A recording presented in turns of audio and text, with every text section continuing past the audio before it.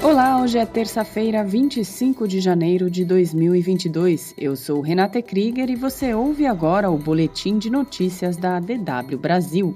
Confira nesta edição. Brasil bate novo recorde na média móvel de casos de Covid-19 desde o início da pandemia. Segundo a Organização Mundial da Saúde, pandemia pode deixar de ser emergência global. Guru do bolsonarismo, Olavo de Carvalho morre aos 74 anos. Militares afirmam que tomaram o poder em Burkina Faso.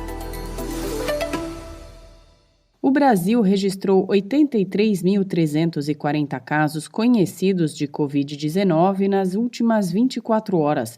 O número elevou a média móvel de contágios contando os últimos 7 dias para 150.401, divulgou nesta segunda-feira o CONAS, Conselho Nacional de Secretários de Saúde do país. Também foram contabilizadas mais 259 mortes, o que eleva o número total para mais de 623 mil desde o começo da pandemia. Desta forma, a média móvel de mortes também voltou a subir e está em 313. A média móvel acima de 150 mil consolida a maior marca registrada desde que a pandemia de coronavírus começou em março de 2020.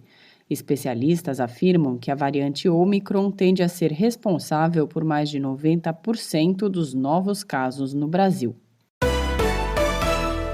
O diretor-geral da Organização Mundial da Saúde afirmou que a Covid-19 pode deixar de ser uma emergência global de saúde em 2022, mas ele alertou que essa possibilidade está atrelada a algumas metas e não deve levar a afrouxamentos precipitados.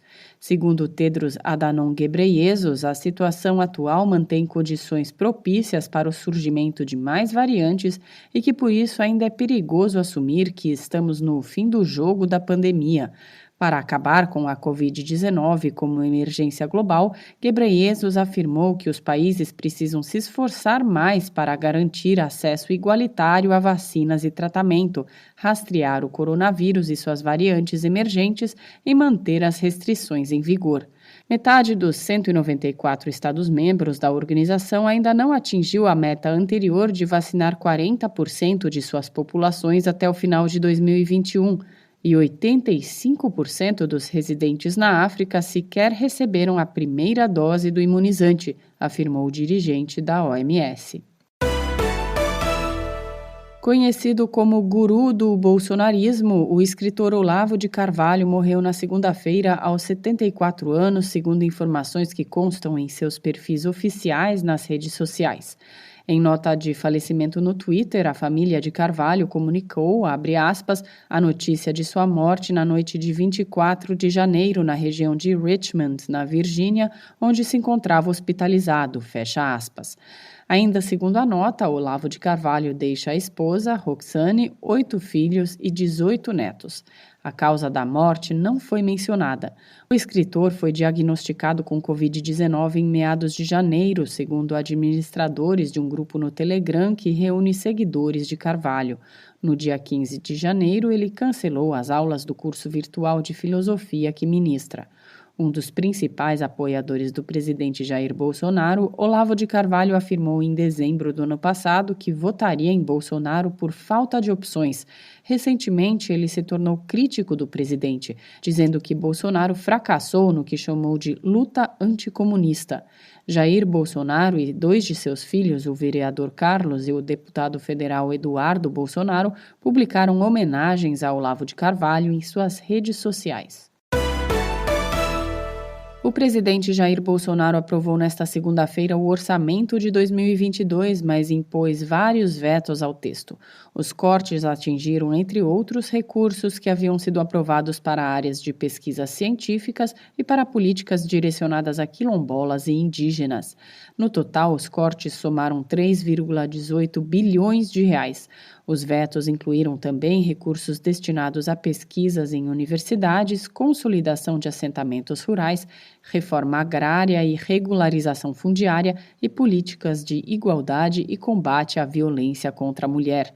O principal atingido pelos vetos ao orçamento foi o Ministério do Trabalho e Previdência. O corte de pouco mais de R$ 1 bilhão nesta área equivale a quase 1/3 do total vetado por Bolsonaro. Bolsonaro manteve R$ 1,7 bilhão para o reajuste salarial dos policiais federais, R$ 4,9 bilhões para o fundo eleitoral e R$ 16,5 bilhões para as chamadas emendas de relator. Depois de conflitos armados que começaram no domingo, militares amotinados afirmaram que derrubaram o presidente Roch-Marc Kabore e tomaram o poder ao dissolverem o parlamento e a Constituição de Burkina Faso, no oeste da África, nesta segunda-feira. Num anúncio feito em meio a outros militares em um canal estatal de televisão, o capitão Sidzor Kaberouea Drogo disse que o movimento patriótico de salvaguarda e restauração, abre aspas, decidiu assumir suas responsabilidades perante a história, fecha aspas. As fronteiras de Burkina Faso foram fechadas e os militares impuseram toque de recolher.